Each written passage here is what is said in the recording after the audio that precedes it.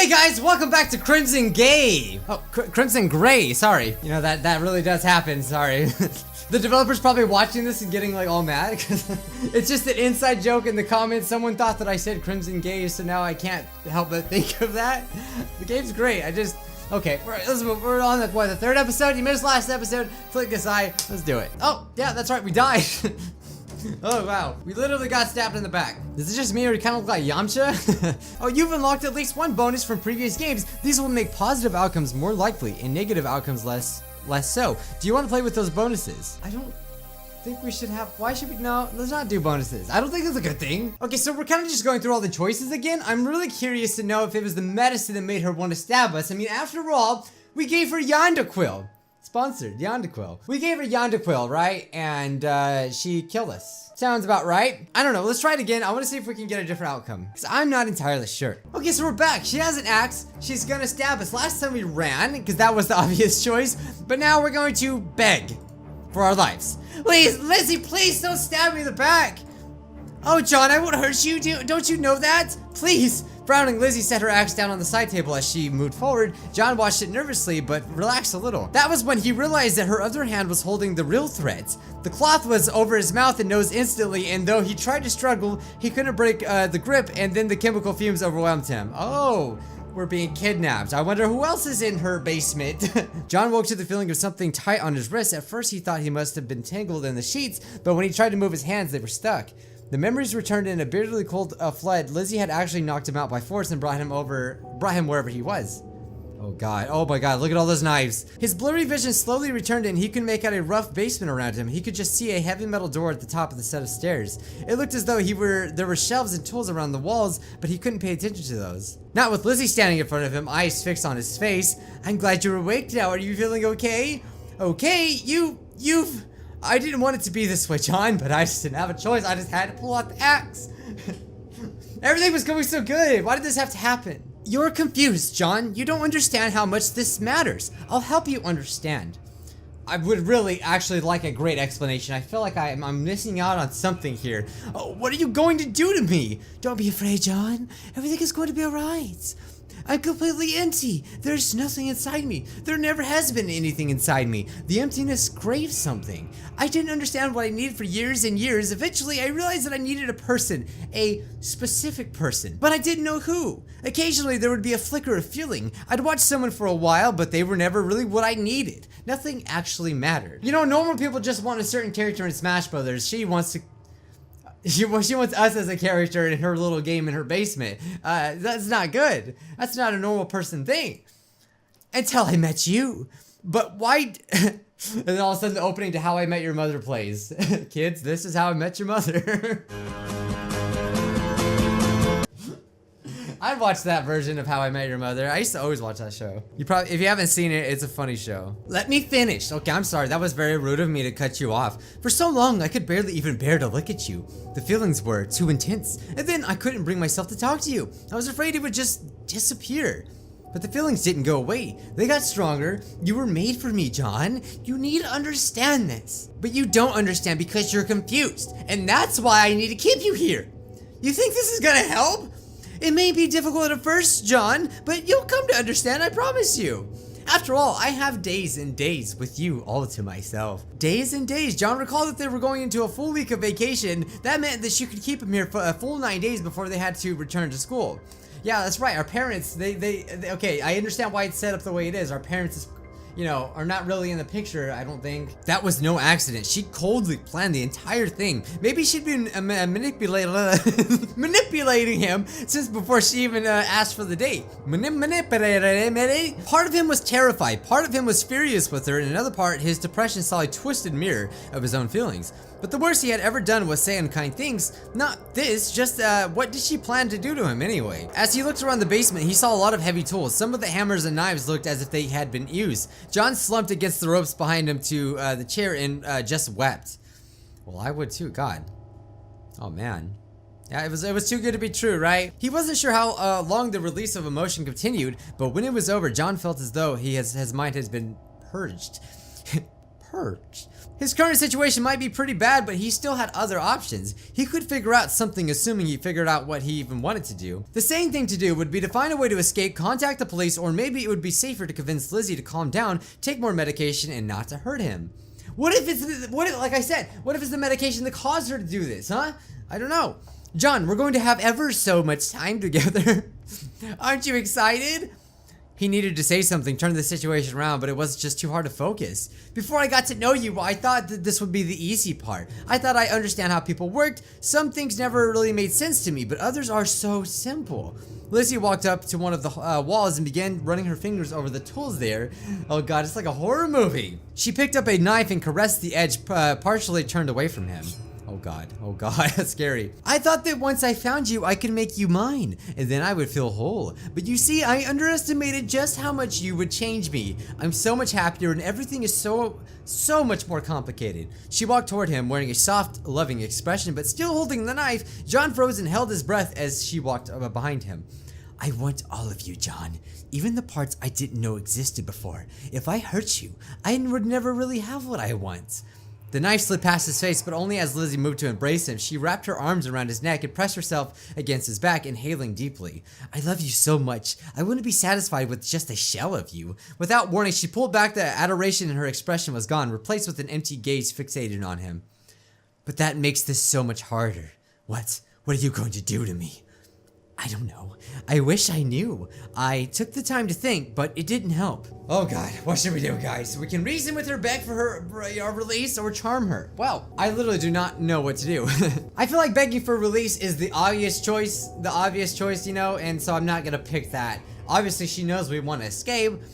We can reason with her, or charm her. Charming her, I feel like wouldn't work.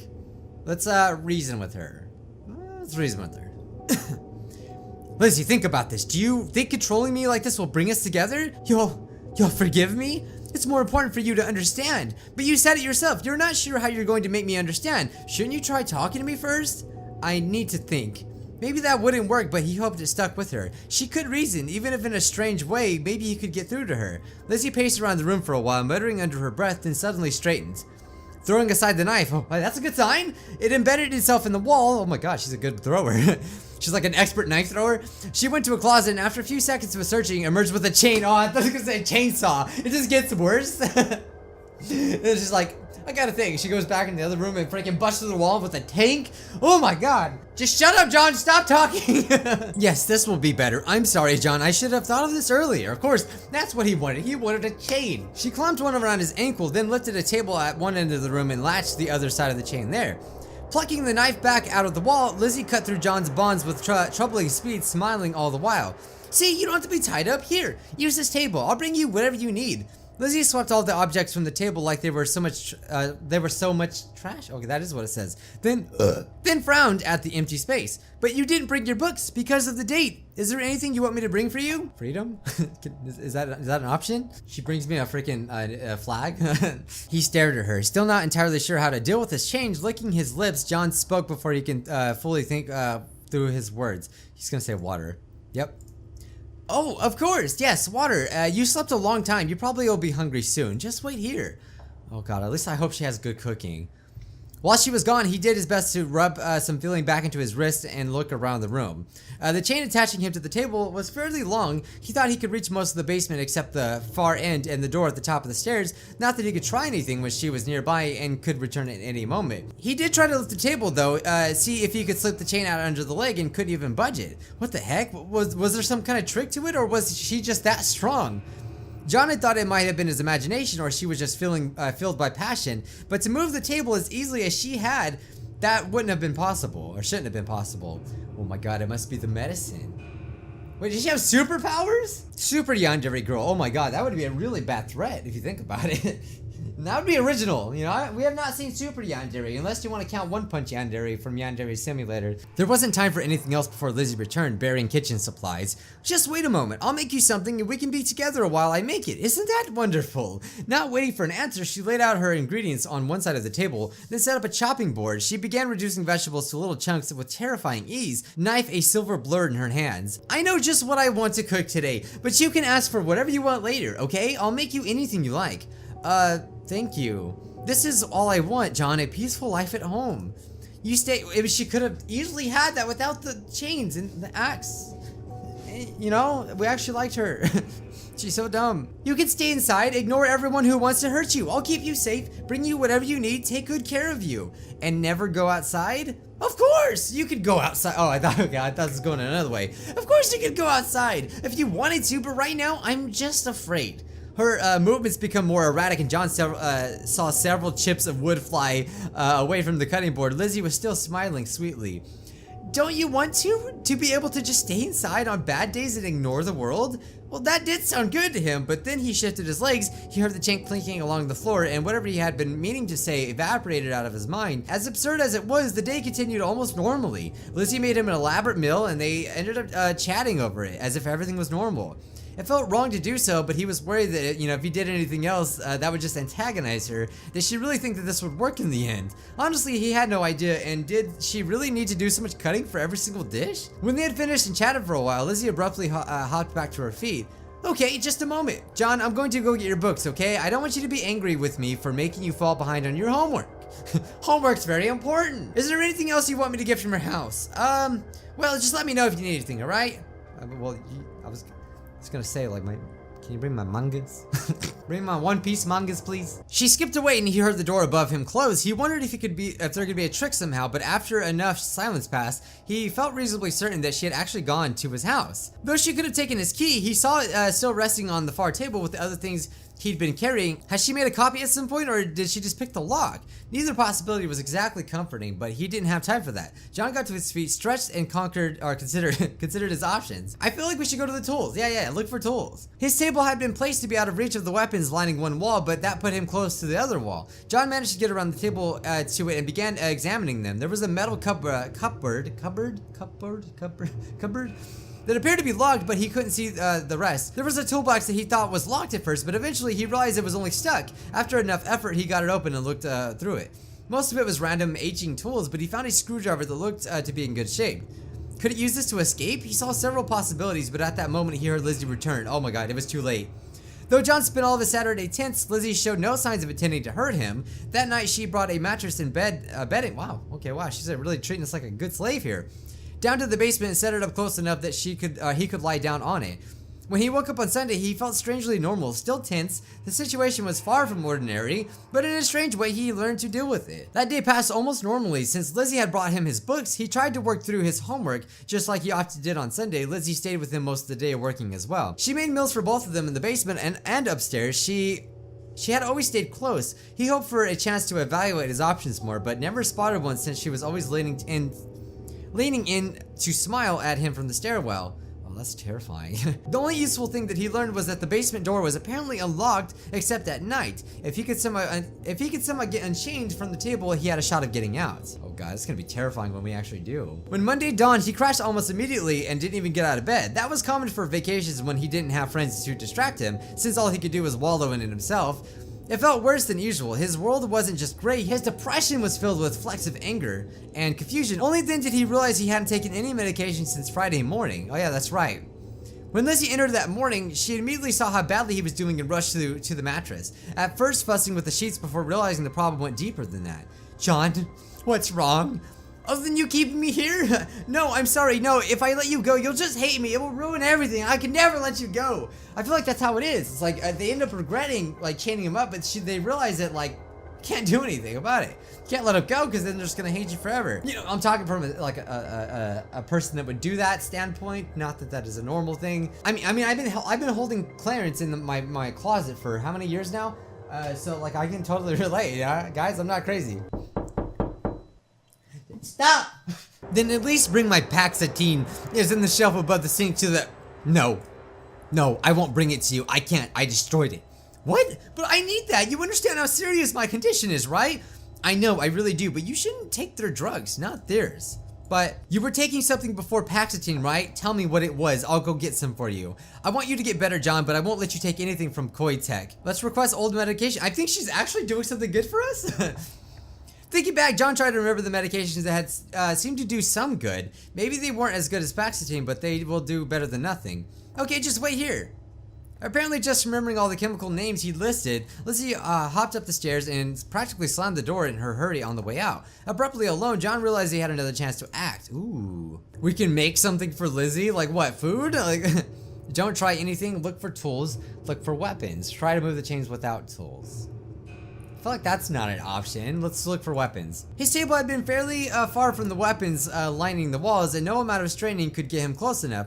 But after a few unsuccessful tries, John realized that he might be able to push the table even if he couldn't lift it. Though more difficult than he expected, by bracing himself on the floor and throwing his whole body into it, he could nudge the table a little at a time. After a while, that got him close enough to reach the weapons. He didn't dare take any of the ones placed carefully on the walls, but there were a number of rusty knives lying unused. One of them was slim enough that he could hide in his pocket. It may not do a lot of good, but he felt better than having nothing to defend himself.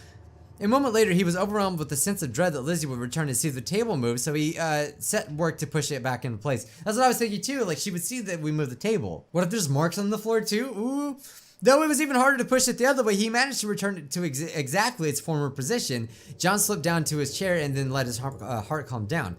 An uncomfortably short amount of time later, he heard Lizzie return to the floor above. He sat calmly and tried to pretend he didn't have a knife in his pocket. Eventually, Lizzie returned carrying a large white sack. She triumphantly emptied it out on the table, dumping an entire pile of pills in front of him. She got every drug he mentioned, even the prescription ones. He hated to think about the nasty consequences if she tried to give him all of these at once. Eat them. Here, have a handful of pills. Eat them. But instead, Lizzie just brought him a glass of water and set it down beside the pills. Take anything you need to get better, okay? I'll just leave these here, but you can ask for more water whenever you want. Thank you. Of course, John, I'm doing all this because I want you to get better. He felt like telling her that being held against his will wouldn't help, but her expression looked so sincere that he just couldn't bring himself to say it, which was just so cute, you know? How had she gotten prescription medications anyway? He found the one that he had been most satisfied with just before Mrs. Smith switched him to Paxitine and took his first dose. Lizzie smiled brightly, then stepped back up the stairs. I have a theory, guys, okay? You know how she kind of jumps in from going like kind of crazy to kind of normal? I feel like that maybe she's been normal this entire time, but it's the medicine that's making us kind of like hallucinate? Maybe? I don't know. Because I mean, it sounds like just because of her mother's story and how she became the way she is, it seems like the medicine's bad news. Lizzie smiled brightly, then skipped up the stairs. After lunch on Tuesday, Lizzie started carrying electronics down the stairs. She blinked in confusion until she brought down the TV and started hooking up everything together. Or at least attempting to. After a moment, she sighed and looked at him sheepishly. Do you know how this works? I can try to get it figured out. He got up and did his best to help. She had a pretty nice VCR. I thought it was gonna be a VR headset for a second. VCR, wow, what age are we in? Yeah, Toy Story? Leading him to wonder why she had it and didn't know how to put it together. It wasn't like someone else would have bought it for her. Do you not use this much? Never. I don't really watch television. Like, at all? No. She had seemed weirdly apathetic about a lot of things, but he thought that she just wasn't into pop culture. Yet, now something in her voice made him suspect it was something else entirely. What about music then?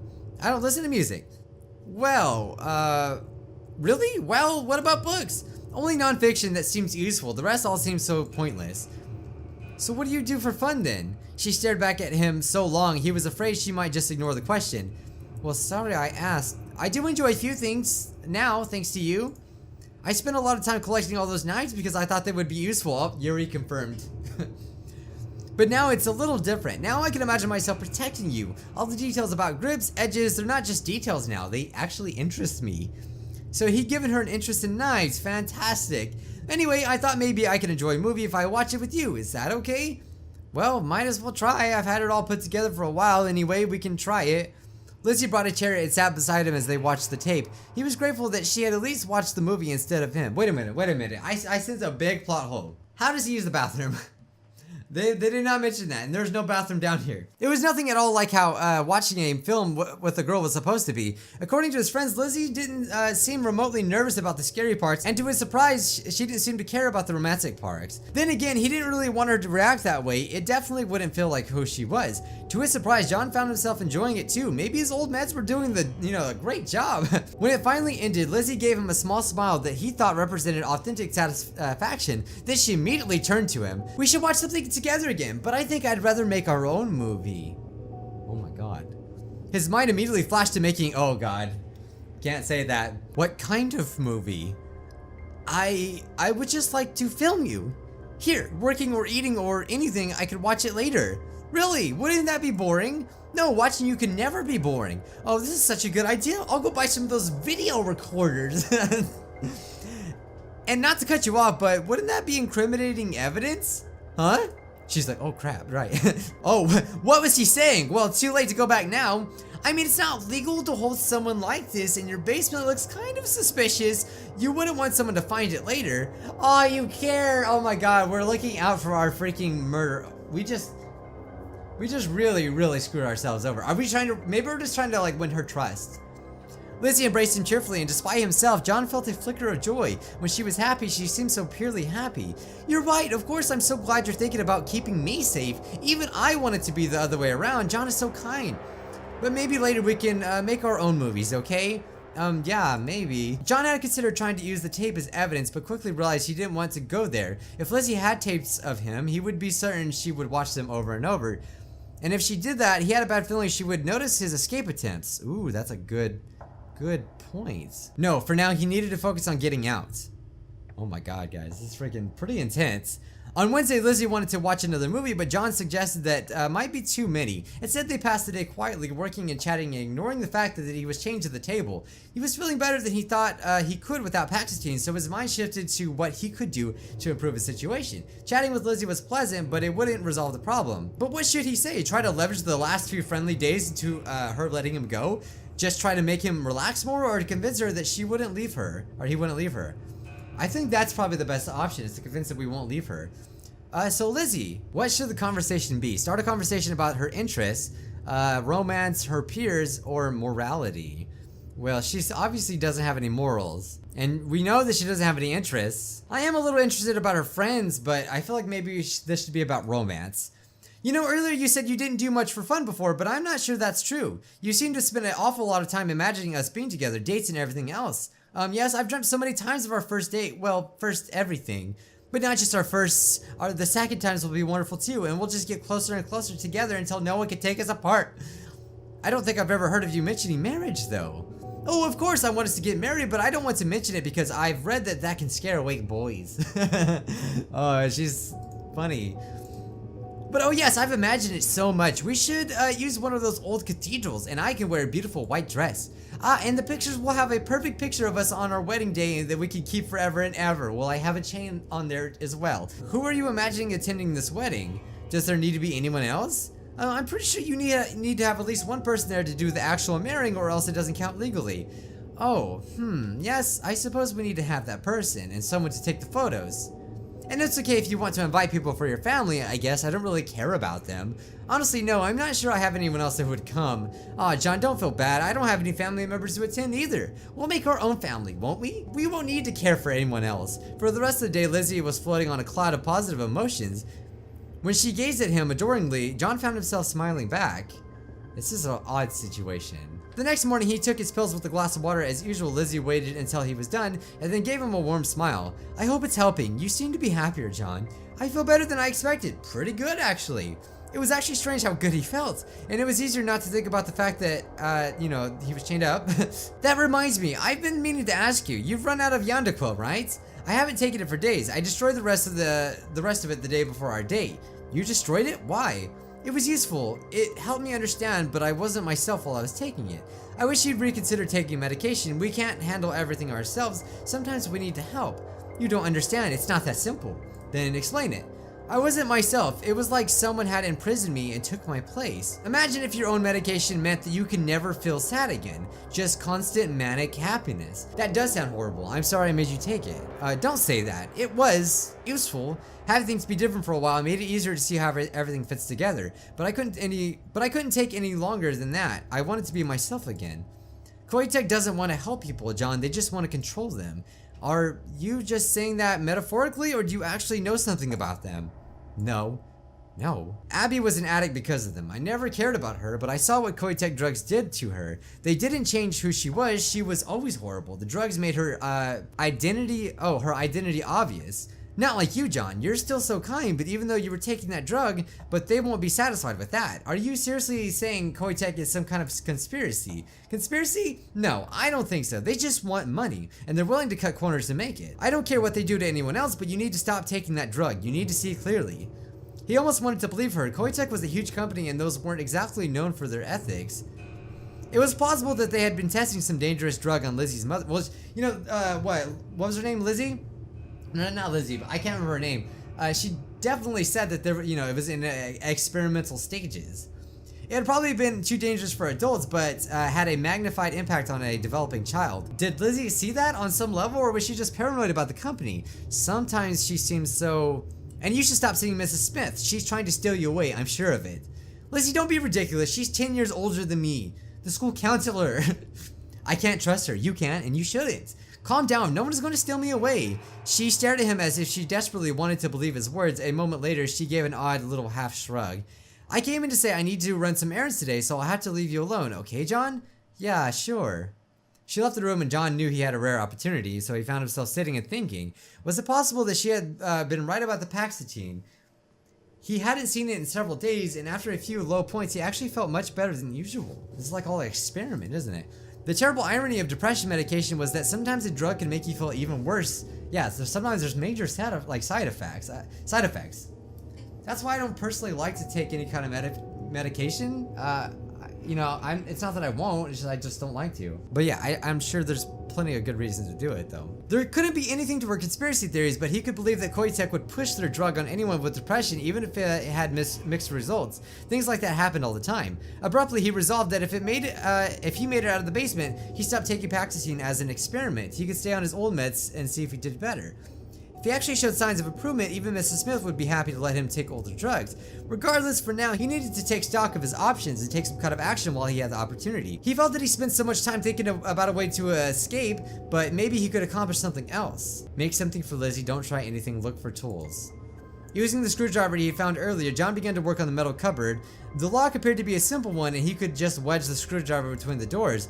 He was afraid he'd make marks that Lizzie would notice, but the cupboard was really a battered old thing. After a lot of tedious poking at it, John was starting to worry if he couldn't accomplish anything. And then out of nowhere, he managed to budge the latch just a little. Filled with new energy, John kept jabbing at it, occasionally pushing it just a little further.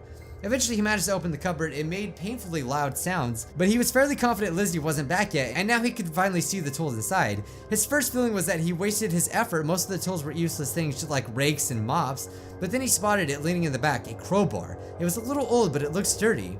But through the legs of the table were metal, the joints on the top weren't strong. Maybe if he struck it with a crowbar, he could bend it a little. The idea filled him with a little hope, but he rejected trying it immediately. He had wasted too much time, and there would be no way to hide the action like that. He needed to escape just after Lizzie left. Instead, John replaced the crowbar, closed the cupboard, and returned to his seat, hoping that the fact that it was unlocked wasn't too obvious. Ooh, guys, this is tense. I really like this so far. On Friday, John woke up stretched, yawned, scratched at the shackle on his leg, and got up to brush his teeth. Oh, so he's able to brush his teeth. I'm assuming he has a bathroom because they never talked about it. It was only while brushing his teeth and staring at the walls of the knives that he realized how normal this bizarre situation had become. 1 week ago, Lizzie had been asking him out on a date, and they had gone out like a normal couple. It felt like a lifetime ago, and then he got kidnapped. We know. Good morning! Good morning! Can you believe it's been a week already? I was just thinking that actually. What is he gonna do about school when they start looking for him? Had it been wonderful? We've been together every single day. Ah, it's bliss.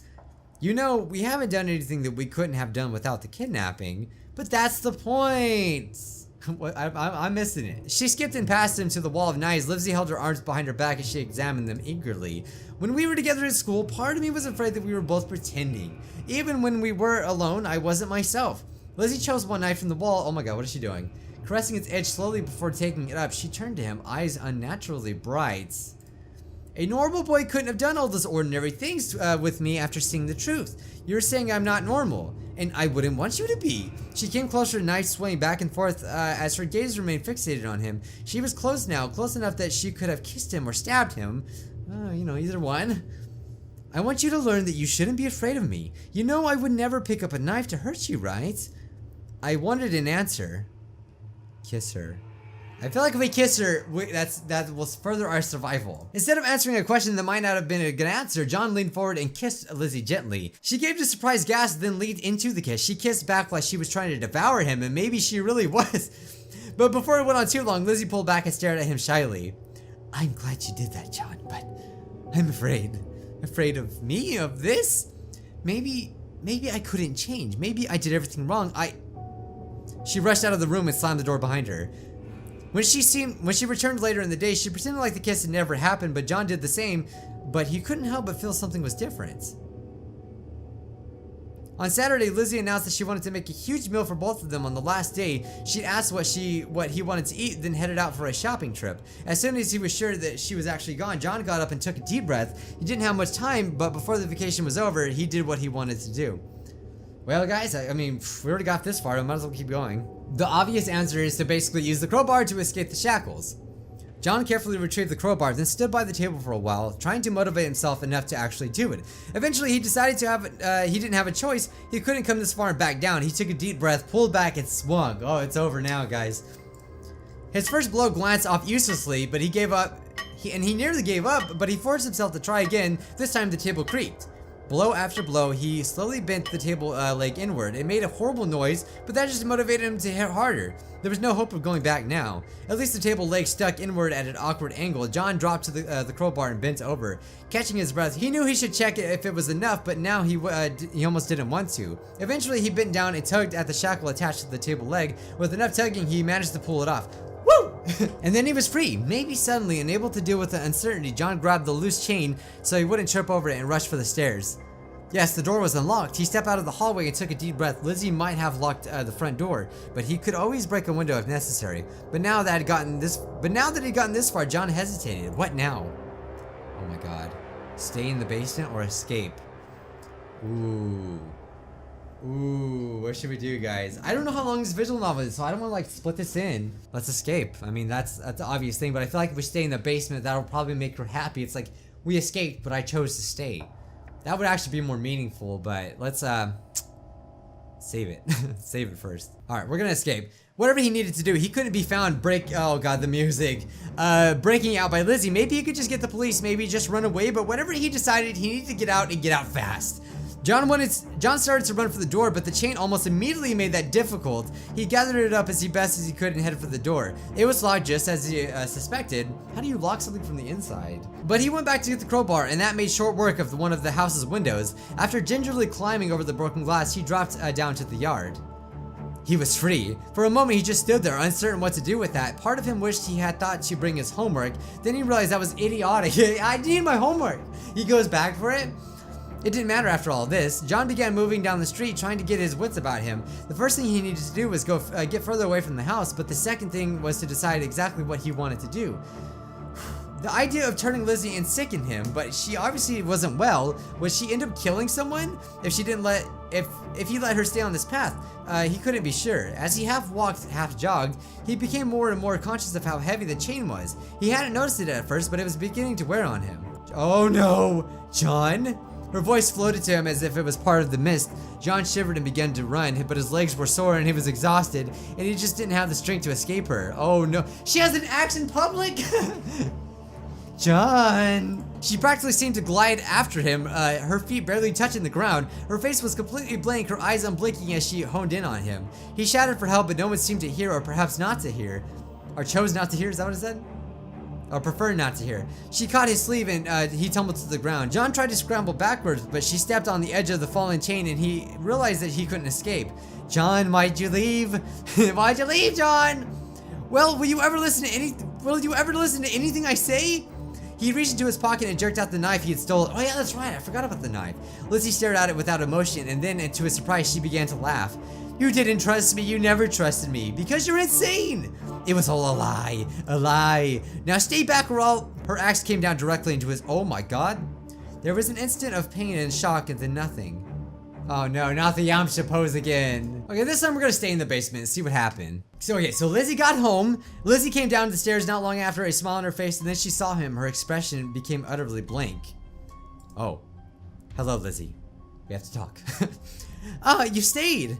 I didn't want to have to do this. This is my fault. Lizzie, calm down. Please don't get upset. but I kidnapped you, and she was stumbling towards him, and he tensed when she reached behind her, but after pulling her knife from her waistband, she set it down on the table. Oh, I almost ruined the only thing that I had. I'm sorry, so sorry. The pain in her words was heartbreaking. Lizzie began to crumble, bending over with her back and arched painfully. He moved to wrap her arms around her, keeping her from curling against herself. Oh, what the heck? Why? Why are you so kind? Oh my god, okay, so this is probably the true ending. Lizzie, I don't want to hurt you either. Please calm down. Why did you stay? Why? Because I trust you, Lizzie, and I wouldn't like to trust you. And I would like to trust you more. You don't have to do anything like this. I won't leave you. I just want to be happy, to smile sweetly and say I love you, and I do love you with everything I am, but there's so much of everything. It's okay, Lizzie. Let out what you feel. I can't believe you stayed. I can't believe you're holding me. Oh, the music was so perfect.